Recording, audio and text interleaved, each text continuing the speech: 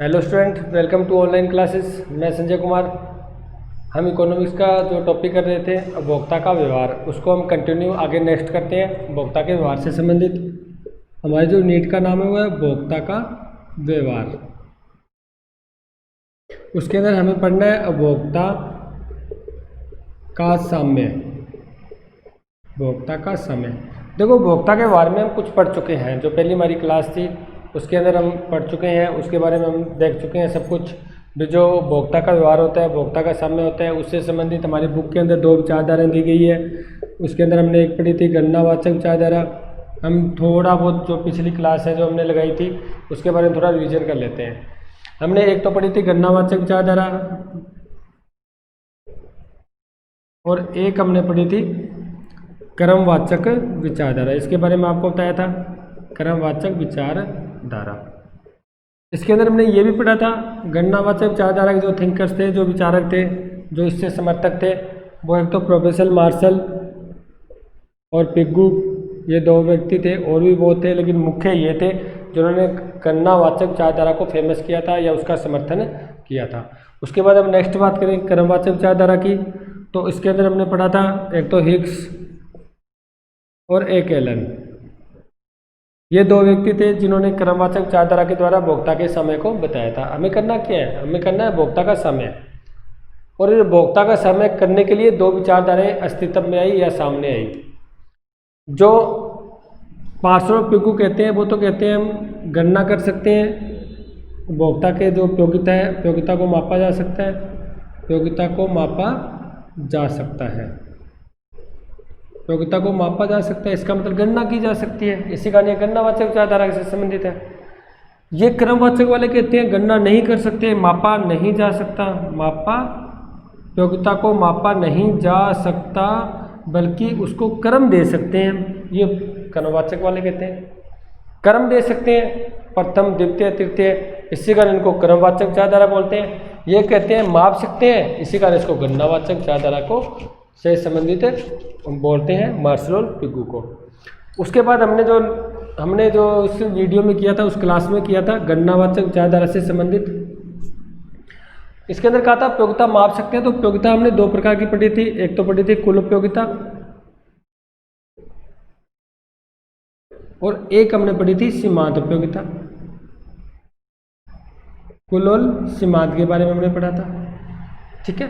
कुल के अंदर मैंने क्या बताया था आपको भी, जितनी भी इकाइयों का हम उपभोग करते हैं, जितनी इकाइयों का हम उपभोग करते हैं, उन सबकी उपयोगिता का योग क्या कहलाता है, कुल उपयोगिता कहलाता है।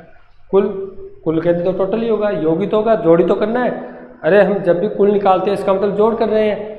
यानी मान लो हम छोटे सी बात करते हैं, मान लो मैंने एक केला खाया, एक केले से मेरे को 30 उपयोगिता मिली। मैंने दूसरा केला खाया, उसको मेरे से मान लेते हैं 25 उपयोगिता मिली। टोटल कितनी मिली, 55। बस ये कुल उपयोगिता है। समझ रहे हो बात भी, जितनी भी इकाइयों का मैंने उपभोग किया, मैंने 1 और 2 इकाइयों का उपभोग किया है, जितनी इकाइयों का उपभोग किया उन सभी की उपयोगिता का योग क्या कहलाता है, कुल उपयोगिता कहलाता है। सीमांत उपयोगिता के अंदर हमने क्या पढ़ा था, इसका आप जो कुल उपयोगिता उसका सूत्र भी बनाया था हमने। पहली इकाई की उपयोगिता, दूसरे की, तीसरे की, यानी जितनी इकाइयों का आपने उपभोग किया है सबकी इकाइयों की उपयोगिता का योग ही क्या कहलाता है, कुल उपयोगिता कहलाता है। इस चीज़ को हम पढ़ चुके हैं। उसके बाद नेक्स्ट बात करें सीमांत उपयोगिता का। तो सीमांत उपयोगिता के लिए मैंने आपको इसकी परिभाषा भी बताई थी, इसका अर्थ भी आपको बताया था। क्या बताया था, तो मैंने कहा जहाँ पर सीमांत शब्द आए, बस ये चीज़ भी मैंने आपको स्पष्ट की थी, एक बार सुन लो। जहाँ पर सीमांत शब्द आए उसका अर्थ होता है एक अतिरिक्त इकाई, एक अतिरिक्त इकाई, बस। यानी ये प्रत्येक में आएगा। जहाँ पर भी आपको सीमांत मिलेगा, सीमांत लागत है, सीमांत आगम है, सीमांत उत्पादन है, सीमांत उपयोगिता है, आपको बहुत कुछ पढ़ना पड़ेगा सीमांत के बारे में। लेकिन जब सीमांत आएगा ना तो उसकी परिभाषा यहीं से शुरू होगी, एक अतिरिक्त इकाई से, ठीक है। अब उपयोगिता है तो इसका मतलब उपयोगिता कैसे मिलती है, उपभोग करने से मिलती है। तो एक अतिरिक्त इकाई का उपभोग करने से, एक अतिरिक्त इकाई का उपभोग करने से या करने पर कुल उपयोगिता में जो परिवर्तन होता है ये चीज़ हम पढ़ चुके हैं। एक अतिरिक्त इकाई का उपभोग करने से कुल उपयोगिता में जो परिवर्तन होता है उसे हम क्या बोलते हैं, सीमांत उपयोगिता। तो इसके आधार पर हम इसका सूत्र भी बना सकते हैं, सीमांत उपयोगिता बराबर इकाई में एक अतिरिक्त इकाई का उपभोग करने। एक अतिरिक्त इकाई जब उपभोग का बढ़ाएंगे तो इसका मतलब इकाई में परिवर्तन हो रहा है। मान लो पहले मैंने 2 इकाइयाँ ली, एक अतिरिक्त इकाई यानी मैंने तीसरी इकाई ली, तो इसका मतलब इकाइयों में परिवर्तन हो रहा है या नहीं हो रहा। ठीक है, इसका बढ़ाने पर मान लेते हैं मेरे को उपयोगिता मिली 20। ठीक है, इसको कर लेते हैं हम। एक अतिरिक्त यानी इकाई में यानी मात्रा में परिवर्तन करना, इकाई में यानी मात्रा में परिवर्तन करना। पहले 2 मात्रा में उपभोग कर रहा था, अब मैंने जैसे ही तीसरी अतिरिक्त इकाई यानी 2 के अलावा जो अतिरिक्त इकाई जिसका मैंने उपभोग किया है, और यहाँ पर जो डेल्टा है वो किसको बताता है, परिवर्तन को। किसको बताता है, परिवर्तन को। क्यू है वो मात्रा को बताता है। इसका मतलब एक अतिरिक्त इकाई यानी मात्रा में परिवर्तन करने से, आगे मैंने क्या लिखा है, कुल उपयोगिता में जो परिवर्तन होता है, यानी परिवर्तन को ये बताता है, कुल उपयोगिता ये बताता है। बस ये इसका सूत्र है, ये इसकी परिभाषा है। अब देखो, एक अतिरिक्त इकाई या उपभोग की मात्रा में परिवर्तन करने से कुल उपयोगिता में जो परिवर्तन होता है उसे बोलते हैं सीमांत उपयोगिता। कैसे, देखो 2 इकाई से मेरी कुल उपयोगिता कितनी थी, 55। तीसरी इकाई में कुल उपयोगिता कितनी होगी, देखो 5 7 75 होगी। अब कितना परिवर्तन हुआ देख लो, कुल में देखना है, क्योंकि मैंने लिखा है कुल उपयोगिता में जो परिवर्तन होता है। तो देखो कुल में दूसरे इकाई कुल उपयोगिता 55 थी, तीसरे में कुल 75 होगी। कितने का अंतर हुआ, 75 माइनस 55 यानी कितने का हुआ, 20 का। तो इसका मतलब सीमांत उपयोगिता कितनी है तीसरी इकाई की, तीसरी इकाई की सीमांत उपयोगिता 20 आपका आंसर आ जाएगा। बस कहने का मतलब है कुल उपयोगिता में जो परिवर्तन होता है उसको देख लो आप। अब देखो इसके आधार पर निकालते हैं MU बराबर, अब कुल में परिवर्तन देखना है किसी कौन सी इकाई में, तीसरी इकाई में। तो आप ये लिख सकते हो, देखो बिल्कुल सिंपल है, तीसरी इकाई की कुल उपयोगिता माइनस दूसरी इकाई की कुल उपयोगिता बटा में इकाइयों में परिवर्तन या इकाई में परिवर्तन। देखो तीसरी इकाई की कुल उपयोगिता कितनी है, 75 माइनस दूसरी इकाई कुल उपयोगिता कितनी है, 55 बटा में इकाई में कितना परिवर्तन किया, 1 का। तो 55 में से 75 में 55 गए 20 को 1 से भाग दिया, 20 आपका आंसर आ गया। यानी सीमांत उपयोगिता कितनी आई, 20। यानी कैसे निकाल सकते हो, कोई दिक्कत नहीं है, लेकिन इसकी परिभाषा यही है भी एक अतिरिक्त इकाई में एक अतिरिक्त इकाई का उपभोग को बढ़ाने पर या उसमें परिवर्तन करने पर कुल उपयोगिता में जो परिवर्तन होता है, कुल उपयोगिता में जो परिवर्तन होता है उसे हम क्या बोलते हैं, सीमांत उपयोगिता कहते हैं। यानी कुल और सीमांत के बारे में हमने पढ़ा था। उसके बाद हमने इसकी टेबल भी बनाई थी और इसका हमने डायग्राम भी बनाया था। तो आज आपका जो नेक्स्ट जो टॉपिक है उसके बारे में करने से पहले इसको मैंने थोड़ा बता दिया आपको। नेक्स्ट आपका टॉपिक है कुल उपयोगिता। ध्यान से देखना, बहुत ही मोस्ट इम्पोर्टेंट आपका ये पर्सन है। कुल उपयोगिता में सीमांत उपयोगिता में संबंध, सीमांत उपयोगिता में संबंध कह दो, अंतर कह दो, कुछ भी कोई दिक्कत नहीं है, या अंतर का भी आंसर बन जाएगा, ये कोई दिक्कत नहीं है। अभी देखो इसको ध्यान से, आप कुल और सीमांत में आपको क्या बताना है, संबंध बताना है, अंतर बताना है। तो सबसे पहले मैं कुल और सीमांत का डायग्राम बना लेता हूँ जो आपने उस क्लास के अंदर मैं वीडियो के अंदर बना चुका हूँ। देखो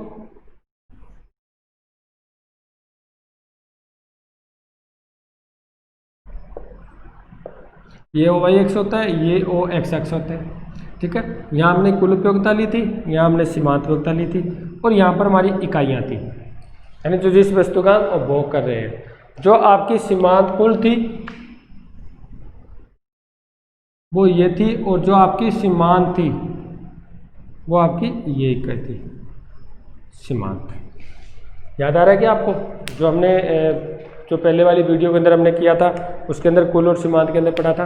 ठीक है, मैं एक बार टेबल और बना देता हूँ, एक बार बना ही लेते हैं टेबल। टेबल में क्या थी, इकाइयाँ थी, यहाँ पर हमने कुल उपयोगिता लिखी थी और यहाँ पर हमने सीमांत उपयोगिता लिखी थी।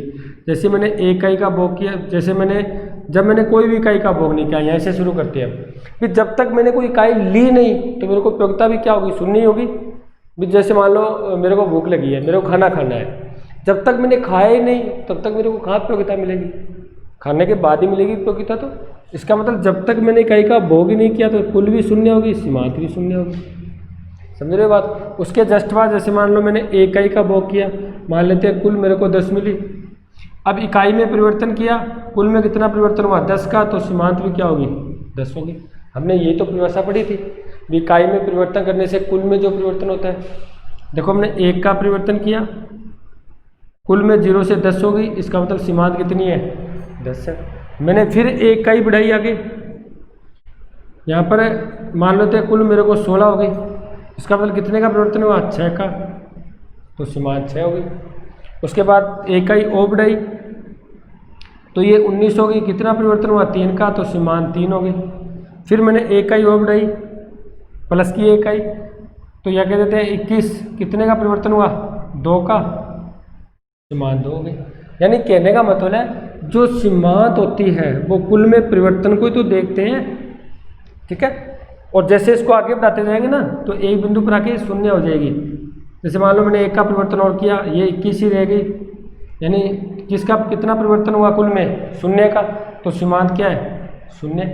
और उसके बाद अगर मैंने 1 का ही और बढ़ाई तो ये 19 यानी -2, यानी 21 से 19 होगी तो कितने का परिवर्तन हुआ -2 का परिवर्तन हुआ है। यानी कुल अब घटनी शुरू हो गई है, घटनी शुरू होगी तो सीमांत होगी वो -2। अंतर ही देखते हैं हम, यहाँ पर अंतर कितने का है 10 का, यहाँ पर 6 का, यहाँ पर 3 का, फिर 2 का, फिर 0 का, और उसके बाद -2 का, ठीक है।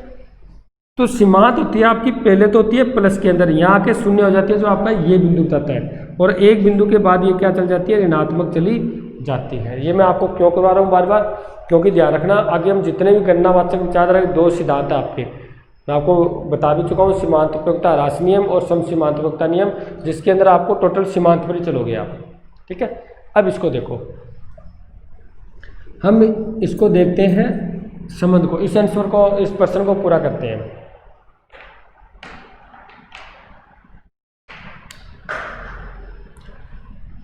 मैं पहला इसका समय बताता हूँ, ध्यान से देखो आप। आपका पहला स्टेप ये है, इसकी बात कर रहा हूँ मैं इतने तक की, सिर्फ यहाँ तक। दूसरा सेकंड स्टेप आपका ये है, इस एक बिंदु की बात कर रहा हूँ। और तीसरा स्टेप आपका ये है जो ये थर्ड स्टेज है, आप इसको लिख लो, ऐसे कोई दिक्कत नहीं है। ये फर्स्ट स्टेज है, ये सेकंड है और ये थर्ड है। 3 स्टेज की बात करेंगे हम, और तीनों के आधार पर इसका संबंध भी याद करेंगे हम। देखो जो आपको फर्स्ट जो पहली स्टेज बता रही है, कुल उपयोगिता बढ़ रही है ना, देखो ऊपर की ओर जा रही है रेखा, और जब ये बढ़ रही है तब तक सीमांत देखो जा तो नीचे रही है लेकिन है तो धनात्मक ना। अब सुनो बात, एक तो शब्द आता है धनात्मक का और एक शब्द आता है ऋणात्मक का और एक शब्द आता है शून्य का।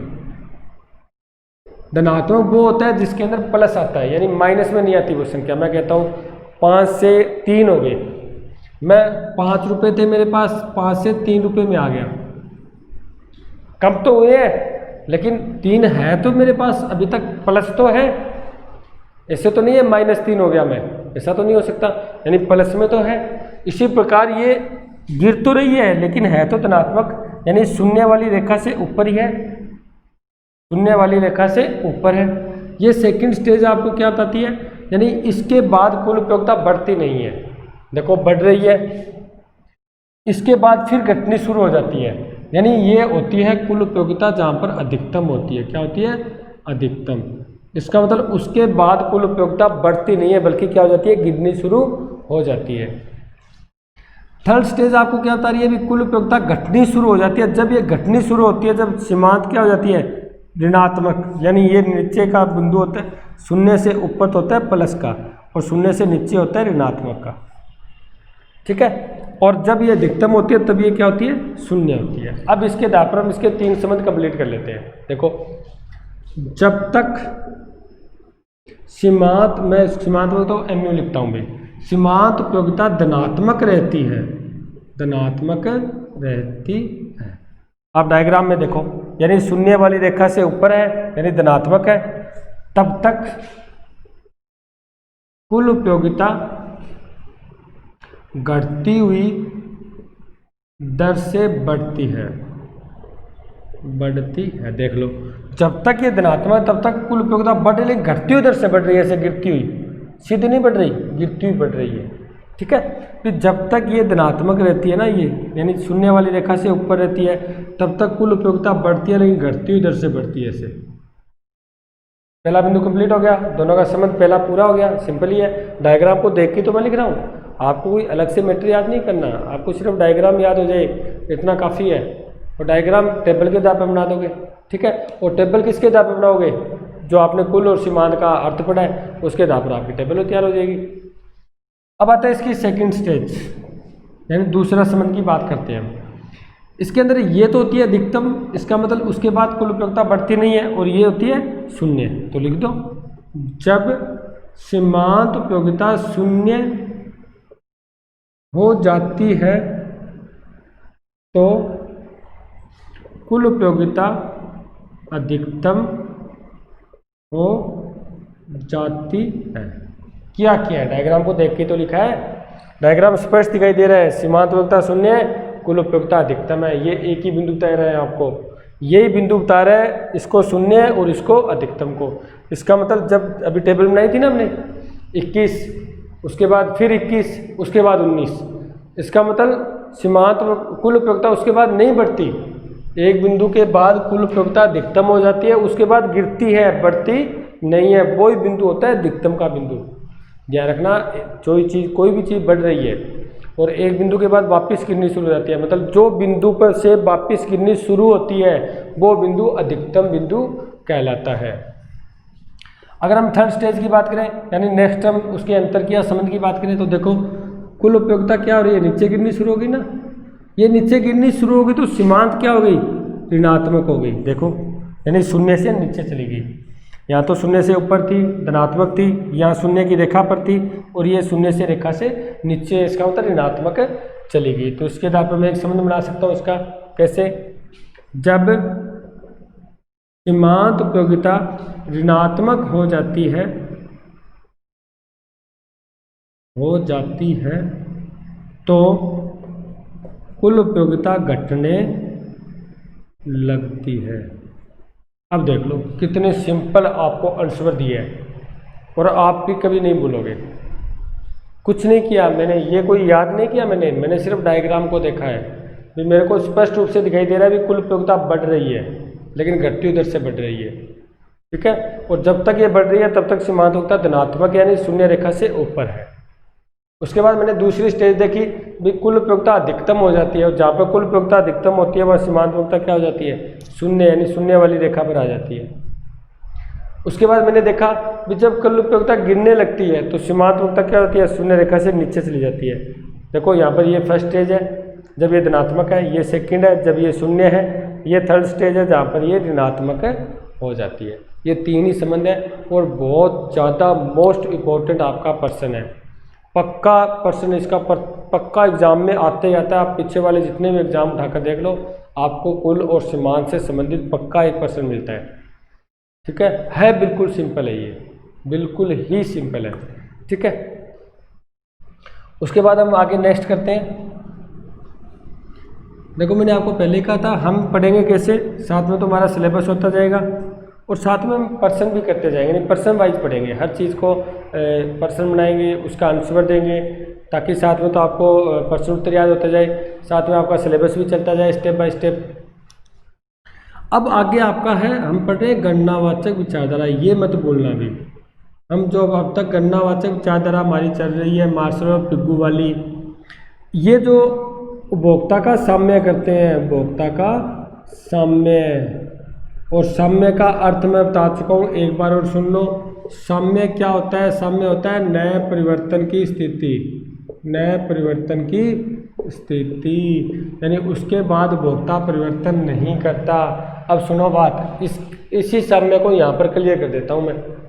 देखो ये बिंदु है अधिकतम का बिंदु, इससे अगर इस साइड में जाए हम तो भी कुल उपयोगिता गिर रही है, इस साइड में जाए तो भी कुल उपयोगिता गिर रही है। ध्यान से देखो, इस बिंदु के बाद इधर जाओगे तो भी कुल उपयोगिता घटती है, इस साइड में जाओगे तो भी कुल उपयोगिता घटती है।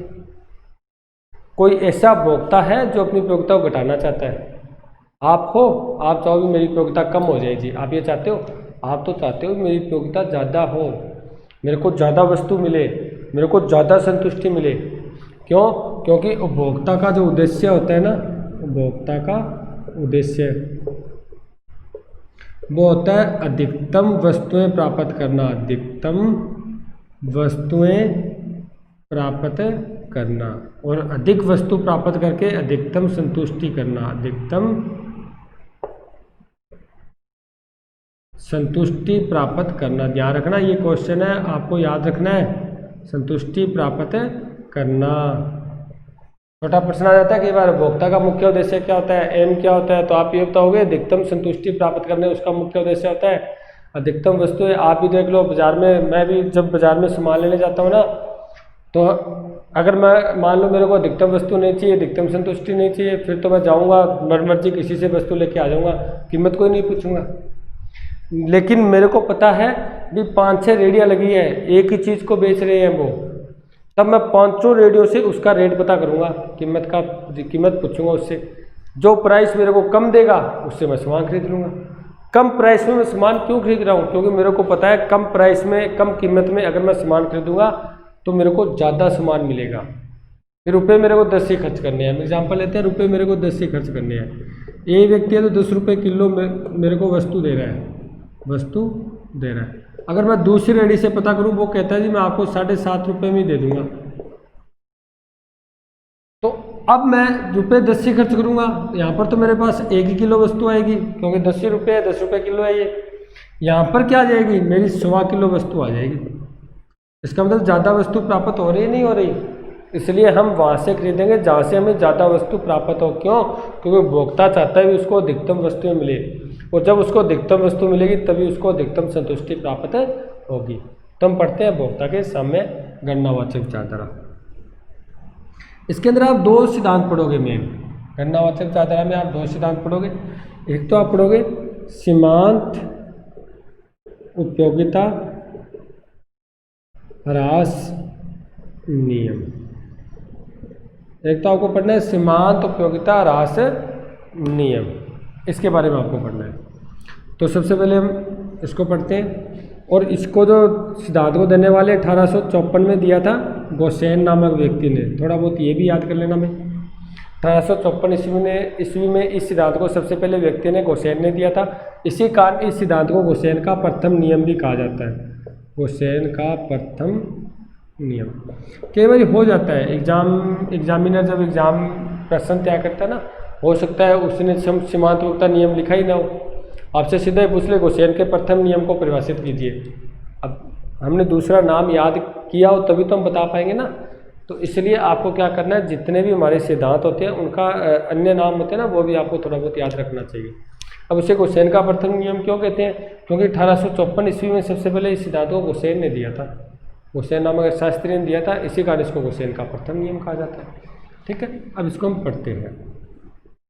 सबसे पहले इस शब्द को ही समझते हैं, सीमांत उपयोगिता ह्रास नियम का इस शब्द का क्या अर्थ है, इसको मतलब ये नाम ही क्यों दिया गया था, इस सीमांत उपयोगिता ह्रास नियम इसका नाम क्यों रखा गया था? तो सुनो बात, देखो सीमांत उपयोगिता क्या हो जाना, ह्रास होती है कमी होना, कमी हो जाना। अब मैं पहले वाली टेबल फिर से लिखता हूँ, जहाँ पर हमने सीमांत उपयोगिता का डायग्राम बनाया था। टेबल क्या थी उसमें, मैंने एक इकाई का बो किया, 3, 4, 5 और 6।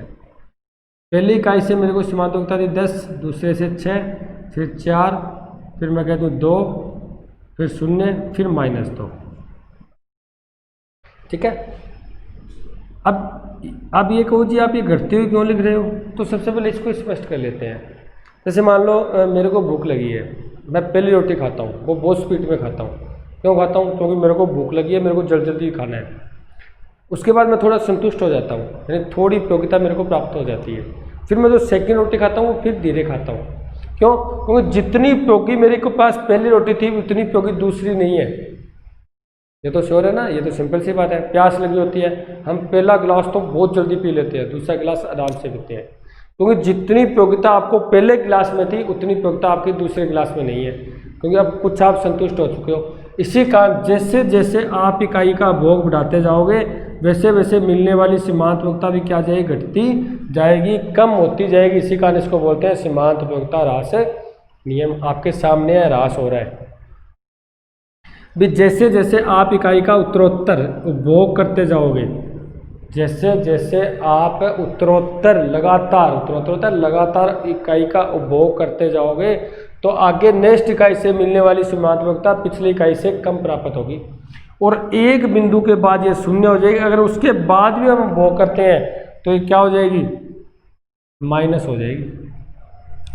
क्या चली जाएगी, हमारी सीमांत उपयोगिता माइनस में चली जाएगी। ये देख लो 10 से 6 4 2 गिर रही है ना, तो ये गिर रही है, नीचे देख लो।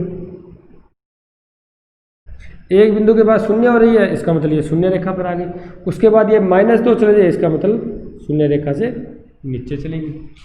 भी जैसे जैसे उत्तरोत्तर हम इकाइयों का उपभोग करेंगे, लगातार उस इकाई का उपभोग करेंगे तो सीमांत उपयोगिता जो हमें अगले वाली इकाई से प्राप्त होगी वो कम प्राप्त होगी और एक बिंदु के बाद वो शून्य हो जाएगी।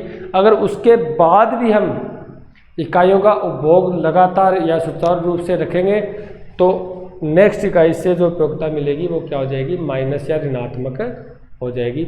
इसी को बोलते हैं सीमांत उपयोगिता ह्रास नियम। ठीक है, सीमांत उपयोगिता ह्रास हो रहा है, ह्रास कम हो रहा है ना, 10 से 6, 6 से 4, 4 से 2, 2 से 0, 0 से -2। इसका मतलब इसका मैं एक अर्थ लिख सकता हूँ यहाँ पर, इसी टेबल को देखकर, इसी कॉलम को देखकर इसका मैं अर्थ लिख सकता हूँ। कैसे, जब उपभोक्ता द्वारा उत्तरोत्तर इकाइयों का उपभोग किया जाता है, उत्तरोत्तर इकाइयों का उपभोग किया जाता है तो अगली इकाई से मिलने वाली सीमांत उपयोगिता, अगली इकाई से मिलने वाली सीमांत उपयोगिता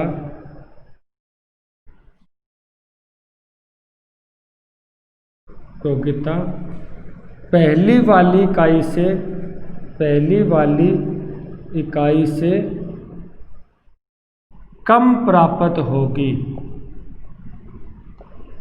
इसी बात को हम टेबल में प्रूफ कर देते हैं। देखो, दूसरी इकाई में सीमांत उपयोगिता कितनी है, 6, इससे पहली वाली इकाई की कितनी है, 10, यानी उससे कम प्राप्त हुई। फिर तीसरी इकाई कितनी है, 4, और उससे पिछली इकाई कितनी है, 6, यानी कम प्राप्त हुई। नेक्स्ट बात करते हैं चौथी इकाई की, इसमें सीमांत उपयोगिता कितनी है, 2। अगर हम इसके पहली वाली इकाई देखें 4, यानी इससे कम प्राप्त हुई, फिर 0, इससे कम प्राप्त हुई, फिर -2, इससे कम प्राप्त हुई। यानी इसका मतलब क्या हुआ, हम जैसे जैसे इकाई का उपभोग करते जाएंगे तो उससे अगली इकाई से जो हमें सीमांत उपयोगिता मिलेगी वो पहली वाली इकाई से सीमांत उपयोगिता क्या होगी, कम ही प्राप्त होगी और एक बिंदु पर जाके क्या हो जाएगी, 0 हो जाएगी। अगर उसके बाद हम उसका भोग शुरू रखेंगे, यानी उसको हम बंद नहीं करेंगे या वस्तु को हम बढ़ाते जाएंगे, तो एक बिंदु के बाद ये क्या हो जाएगी, ऋणात्मक हो जाएगी, यानी माइनस में चली जाएगी। ये है आपका सीमांत उपयोगिता ह्रास नियम, और ये आपको टेबल बनानी है और ये इतना आपको डायग्राम बनाना है, जो हम 2-3 बार कर चुके हैं और बहुत ही सिंपल है ये। अब मैं आपको इसके बारे में थोड़ा बताता हूँ। देखो, सीमांत उपयोगिता ह्रास नियम है ना, वो हर क्षेत्र में लागू होता है। हम सॉन्ग सुनते हैं, मान लो हमें कोई पिक्चर है बहुत पसंद है, उसको एक बार देखते हैं, बहुत अच्छी लगती है, दूसरी बार उतनी अच्छी नहीं लगती क्योंकि हम उसको आगे निकाल कर देखते हैं, क्योंकि जो मेन सीन होते हैं वो देखते हैं। तीसरी बार फिर हम उसको और कम देखते हैं। चौथी बार घर वाले को चला रखी हो ना, तो उसको कहें यार बंद कर, 4 बार तो देख लिए इसको। तो कहने का मतलब जैसे जैसे आप ज़्यादा उसको देखोगे वैसे वैसे उसकी उपयोगिता कम होती जाएगी और एक बिंदु ऐसा आएगा जिसके अंदर आप उस फिल्म को देखना ही बंद कर दोगे, क्योंकि आप कहोगे यार 15 बार तो देख चुका हूँ। इसका मतलब उसकी उपयोगिता क्या हो जाएगी, बिल्कुल कम हो जाएगी। यानी सॉन्ग सुनते हैं, पहली बार हमने कोई सॉन्ग सुना, हमें बहुत अच्छा लगा, उसको हमने बेक करके सुना, लेकिन एक बिंदु ऐसा आएगा उसके बाद उस सॉन्ग को आप सुनना बंद कर दोगे। क्यों? क्योंकि उसकी उपयोगिता कम होती होती किस पर आ जाएगी, 0 पर आ जाएगी। तो कहने का मतलब ये जो सिद्धांत है वो प्रत्येक क्षेत्र में लागू होता है। खाना खाते हैं तो वो भी जैसे पहली रोटी, दूसरी, तीसरी, उससे भी उपयोगिता घटती घटती एक बिंदु पर आके 0 हो जाएगी। आप पानी पीते हो, उसके अंदर पहला गिलास की उपयोगिता ज़्यादा होती है, दूसरे की उससे भी कम होती है। यानी जैसे जैसे आप किसी भी इकाई का उपभोग कर रहे हो, कुछ भी कर रहे हो आप, तो जैसे जैसे आप चलोगे वैसे वैसे जो आगे वाली इकाई है वो पीछे वाली इकाई से कम उपयोगिता आपको प्रदान करेगी। ठीक है, ये है आपका सीमांत उपयोगिता ह्रास नियम और उसे ही बोलते हैं हम गोसेन का प्रथम नियम। उसके बाद इसका नेक्स्ट पढ़ते हैं हम। अगर नेक्स्ट पढ़ने से पहले हम इसके अंदर जो आपका एक पर्सन और बनता है उसको पढ़ लेते हैं।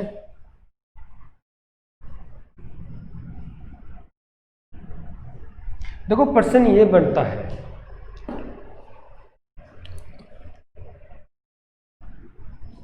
नियम की मान्यताएं, नियम की मान्यताएं, मान्यताएं होती है आवश्यक तत्व कि कोई भी सिद्धांत है। मैं कहता हूँ विज्ञान के अंदर H2O बराबर जल होता है, ये एक सिद्धांत है। अगर इससे हम अगर HO2 लिख देता हूँ तो इससे नहीं बन सकता ये। इसका मतलब हमें सिद्धांत के अकॉर्डिंग चलना पड़ता है। अगर हमें कोई भी, जैसे मान लो मेरे को घर पर जाना है, मेरे को एक सिद्धांत है, मेरे को इतनी मुड़नी है, इतने मतलब रास्ते क्रॉस करने हैं फिर जाके मेरा घर आएगा। अगर उससे मैं एक भी चूक जाऊँ, अगर मैं दाएँ मुड़ते वक्त बाएँ मुड़ जाऊँ तो मैं कभी घर नहीं पहुँचूंगा। तो कहने का मतलब हर सिद्धांत का, हर चीज़ तक पहुँचने के लिए हमें कुछ ना कुछ नियम सिद्धांत होते हैं, कुछ ना कुछ आवश्यक बातें होती है, उसको हमें फॉलो करने पड़ते हैं। इसी प्रकार यदि आपको ये गणनावाचक विचारधारा के जो सिद्धांत है, सीमांत उपयोगिता ह्रास नियम, इसको अगर फॉलो करना है, इस सिद्धांत को रखना है आपको। अब मैं कहता हूँ जी मैं पहली वस्तु का उपभोग करता हूँ फिर दूसरी का करता हूँ तो उससे मेरे को सीमांत उपयोगिता कम मिलती है। अगर ये चीज़ आप प्रूफ करना चाहते हो, ये अपने व्यवहार जीवन में आप देखते हो कि वास्तव में सीमांत उपयोगिता कम मिलती है क्या। मैं खाना खाता हूँ, पहली रोटी खाता हूँ, दूसरी से मेरे को सीमांत उपयोगिता कम मिल रही है नहीं मिल रही। अगर इसको प्रूफ करना चाहते हो तो कुछ बातें आपको इस सिद्धांत में लेकर चलनी पड़ेगी। तो कैसे? तो फर्स्ट जो आपकी मुख्य मान्यता है वो है उपभोक्ता होता है वो विवेकशील होता है। उपभोक्ता क्या होता है? विवेकशील।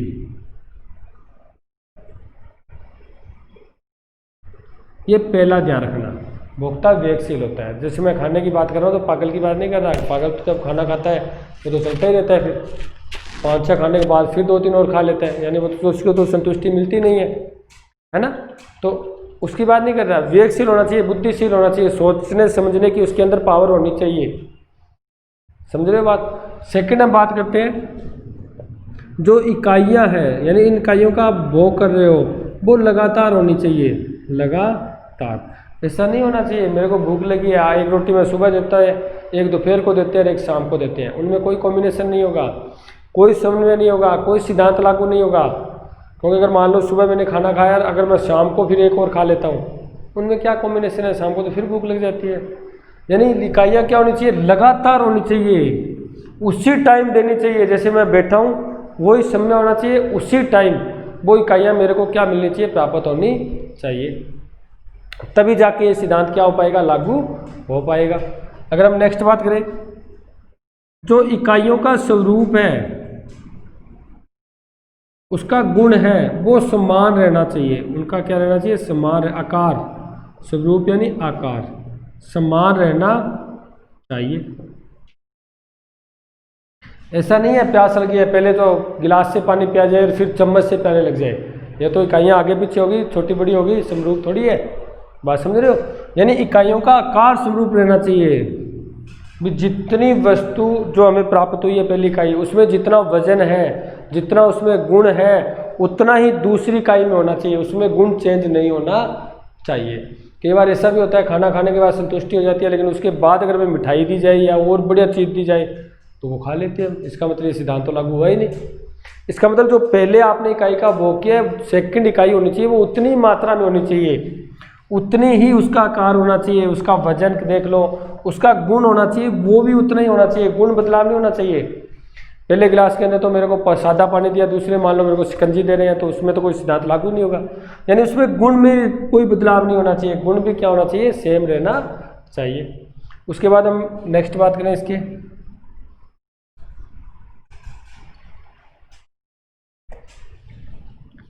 देखो उपभोक्ता जब वस्तु का इकाई का भोग करता है तो उसकी रुचि, उसकी पसंद, जो फैशन है वो चेंज नहीं होना चाहिए, यानी परिवर्तन नहीं होना।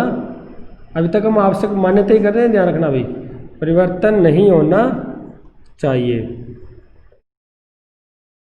यानी ऐसा नहीं मैं किसी इकाई का उपभोग कर रहा हूँ और एक समय में जाके मेरे क्या हो जाए, मेरी पसंद परिवर्तन हो जाए, वहाँ पर ये लागू नहीं होगा सिद्धांत। यानी इकाई सेम ही रहनी चाहिए, वस्तु वही रहनी चाहिए। ऐसा नहीं मैंने पहली इकाई में तो एक्स वस्तु का उपभोग किया, मेरी पसंद चेंज होगी, दूसरी में वाई का वस्तु का उपभोग कर रहा हूँ, तो ये सिद्धांत लागू नहीं होगा।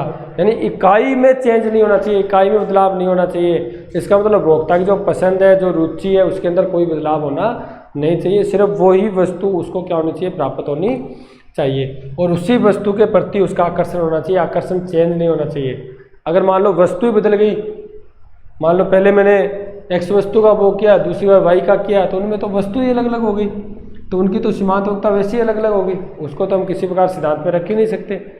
तो जैसे ही वस्तु चेंज होती है वैसे ही सिद्धांत लागू नहीं होता, तो हमें वस्तु भी चेंज नहीं करनी चाहिए। इसका मतलब उपभोक्ता की रुचि, पसंद और फैशन भी क्या होना चाहिए, बराबर, मतलब सेम रहना चाहिए। देखो ये आपके सिद्धांत की मान्यताएं होती है जो आवश्यक तत्व यानी सिद्धांत को पूरा करने के लिए जो तत्व होते हैं। ये आपका फर्स्ट जो आपका सीमांत वक्ता, राशि नियम था, क्वेश्चन का प्रथम नियम था गणनावाचक विचारधारा में, वो कंप्लीट हो चुका है।